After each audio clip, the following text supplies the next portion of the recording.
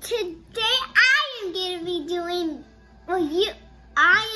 doing British cards, and today you all are gonna need construction paper. So you're gonna get a light paper and a dark paper, and you're gonna need some pictures to cut it out and glue about it. Just get